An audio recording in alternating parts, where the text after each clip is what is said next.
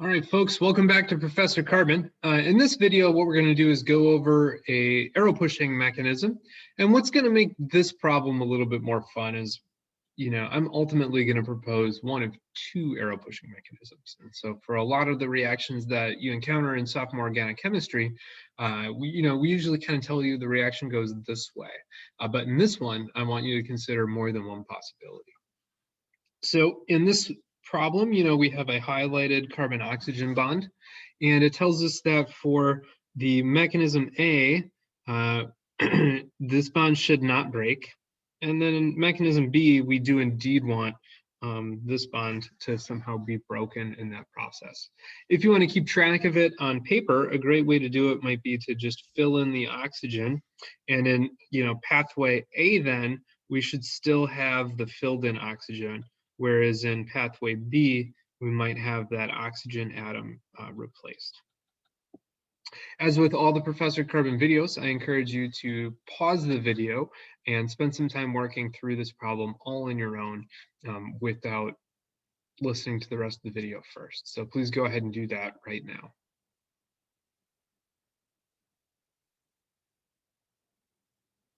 All right, welcome back. So what I would like to draw our attention to first is that this is an acetal functional group. And hopefully when learning about acetals, we learn about the acid-promoted hydrolysis of acetals. And because we have sulfuric acid and water, I am just going to use the reagent H+ for my chemistry. And realistically, this is probably going to be H3O+. So if you're more comfortable with H3O+, just go ahead and start that. All right, and I'm just going to start from a clean spot here by redrawing the same acetal. And now we have two oxygen atoms that could be protonated. And one of these is phenol-like, or it's a benzene ether, aryl ether. And so that means that the other oxygen should probably be the more basic one. So let's just go ahead and start there. And that's a good thing to begin with, because anytime you've got acid, you always got to protonate something to start with. So let's just go ahead and begin there. And before we get clever with anything, why don't we just work right through kind of the traditional hydrolysis of acetals. So in this case, we have now protonated the acetal. Let's engage with an oxygen lone pair to make an oxocarbenium ion, which of course is the key intermediate in acetal hydrolysis.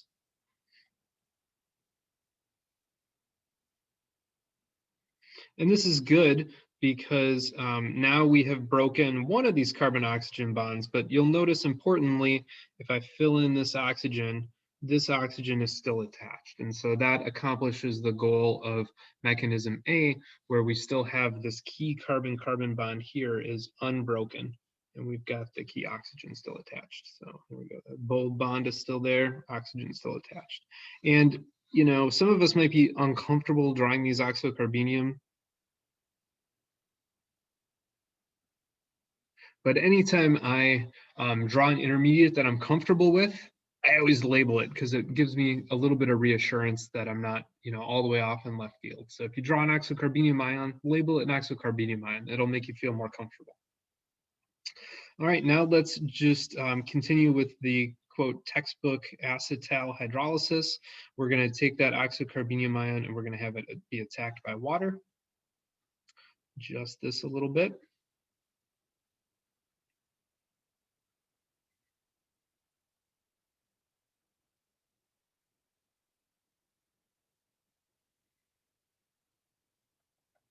That OH is still just hanging out.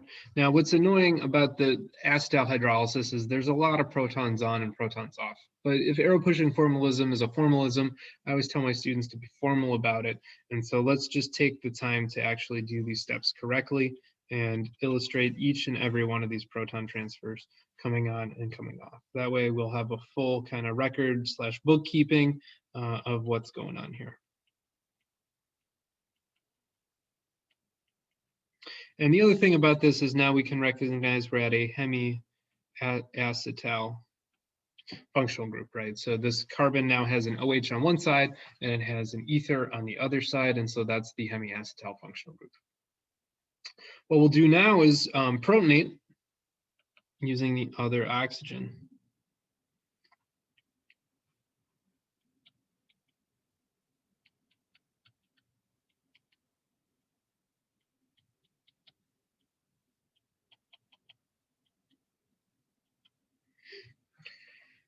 Now we're going to do exactly what we did above, which is use the lone pair and the other oxygen to kick off that OH functional group.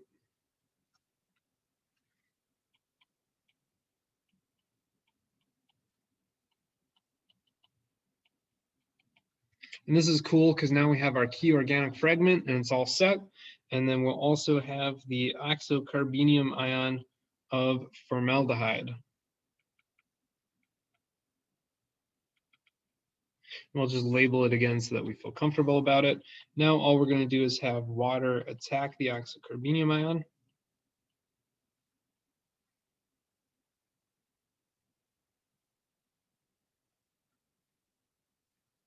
And we'll have H plus come on off.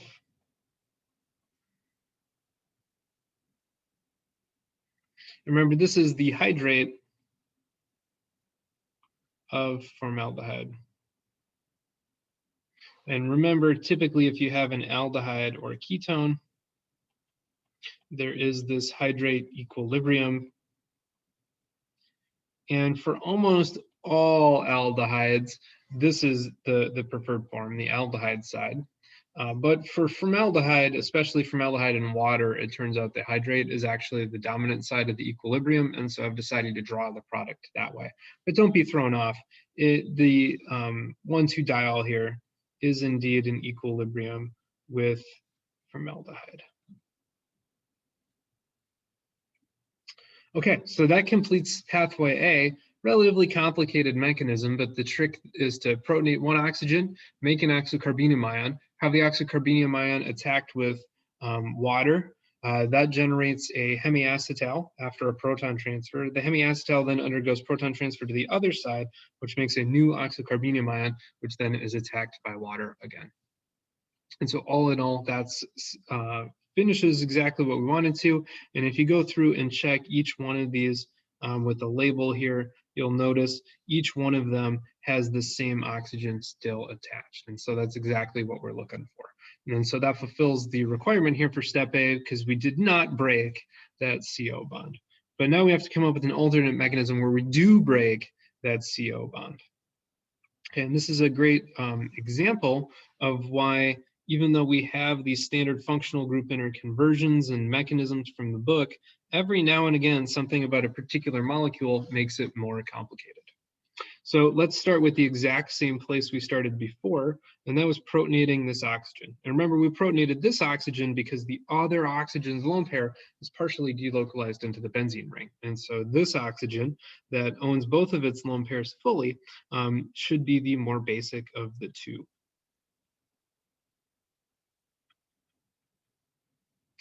Now, previously, we used this O lone pair and we kicked off the CO bond that's vertical to make an oxocarbenium ion. But in this one, we know we need to break the CO bond now highlighted in red. And what I encourage you to recognize is that this is now a benzylic site. And hopefully you recall that allylic and benzylic sites have special reactivity.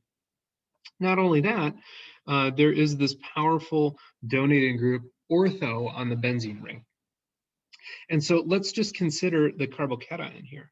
So if I break this side instead, that would accomplish the kind of stated goal from the problem. And that would give me a benzylic carbocation. And it would give me a hemiacetal. Now, we can go all the way through and draw a bunch of resonance structures. And I'm going to simplify this a little bit here and just give us the gist of where all these carbocations can be. And then I'm going to draw what I would consider the more important ones. So I think you're going to be able to find partial plus character there, partial plus character there, partial plus character there, partial plus character there, partial plus character there. And then I will go in and delocalize this charge all the way around. And so they're going to be able to spread out that carbocationic character in a lot of places. The one that I think is probably going to be the most meaningful, though, is going to be to take these electrons and push them all the way from that oxygen around the ring. And remember, because resonance structures are different graphical representations of the same molecule, it doesn't matter how many arrows we have in our resonance structure, those systems are communicating because they're all the same molecular orbital anyway. Okay, so in this system, I'm going to have oxygen, and then I'm going to have the CH2 out here, and the oxygen will have my positive lone pair. And for those of you that are into Googling things, when you have this oxygen lone pair delocalizing to a benzoic carbocation that is ortho to it, we call this an orthoquinone methide. And it turns out this is a really special, very important intermediate. And so if you Google search that, you can find all kinds of fantastic chemistry people have developed specifically exploiting this orthoquinone methide intermediate. All right, now from here, we've still got to go through and complete our mechanism. And so from this orthoquinone methide, now we can have, which is typically a very electrophilic component, we can just go ahead and have water attack, and that will give us our lone pair back on that oxygen, and it's going to generate a protonated alcohol-like intermediate.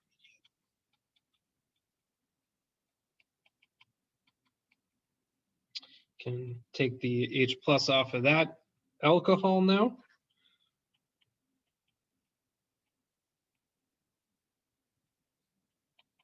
And again, importantly in this mechanism, if we're using a labeled water, that water would bring in the label. And so this is not the same oxygen that started in this molecule, which was the whole point of asking to draw two different mechanisms in the first place. Now we still have that pesky hemiacetal up top, and so we can go ahead and complete the hemiacetal hydrolysis just as we would have on any other problem. So now that we had H plus come on off from this step, why don't we go ahead and have it protonate.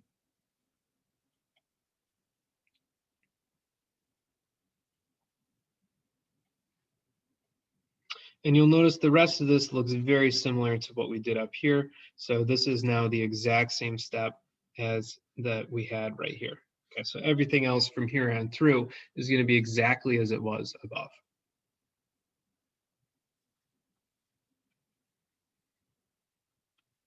Get to here, going to reform that pesky oxocarbenium ion. But importantly, we have now ejected our fragment, and we have our oxocarbenium ion formaldehyde. We'll have some water attack that.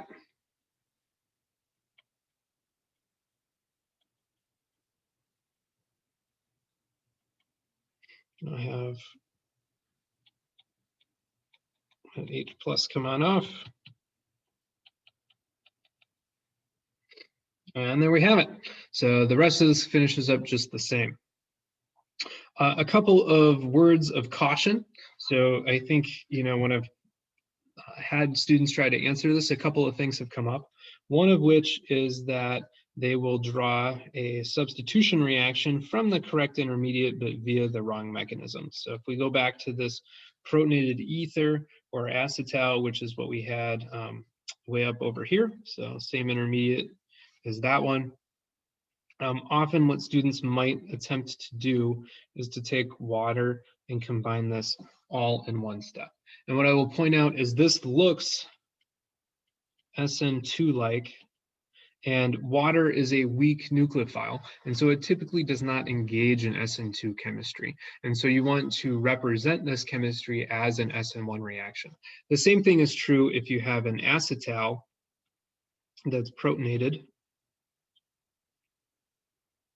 and you have either an alcohol or water come on in, you're not going to be doing this as an SN2. So again, this looks SN2 as it's drawn, and it can't be SN2 because water is not a good enough nucleophile to kick these apart. So we need something that's even more reactive than just a protonated species, and that's that oxocarbenium ion intermediate. And so you really want to engage either a carbocation at the benzylic site, which we could draw as an orthoquinone if we so chose, or we're going to need to use that oxocarbenium ion. So don't draw these as SN2 reactions. You need to kind of move away from that mentality and mindset that you had perhaps last semester. And again, organic chemistry builds on itself. So, you have to take all those rules of the SN1 and SN2 chemistry you learned and import it into new environments. And so in this case, weak nucleophiles don't typically do SN2 chemistry. All right, the last thing that I want to caution people about is if you have the protonated ether like this, you cannot give oxygen its lone pairs and make a benzylic, or sorry, a phenyl cation. So this is a phenyl cation. And the reason for this is it's simply too high in energy. And so you don't have a resonance delocalized cation in this case. It's orthogonal to that pi system, and there's nothing to stabilize it. So it turns out in your carbocation stability, I need to make some room here.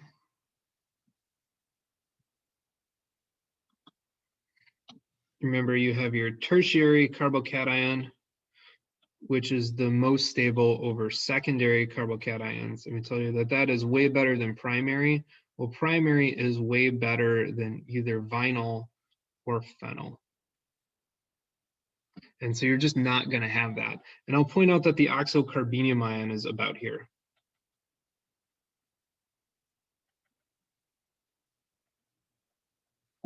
So for argument's sake, the oxocarbenium is a pretty good intermediate to be comfortable with. And the reason the oxocarbenium is so good is everything has an octet. It's just that oxygen's not happy with a positive formal charge because it's an electronegative atom.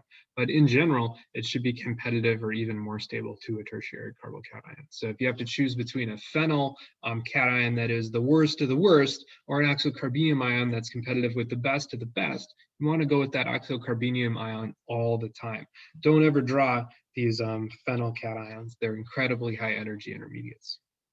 All right, with that, hopefully you've enjoyed Professor Carbon. Don't forget to subscribe to the YouTube channel or give us a like. That helps Google make this content available longer to people that are finding it useful. Also, remember, we've got playlists sorted by the functional group or chapter and the kinds of problems over here. So you can find all of the content you need on the Professor Carbon YouTube channel. So with that, have a great day and tell a friend about it.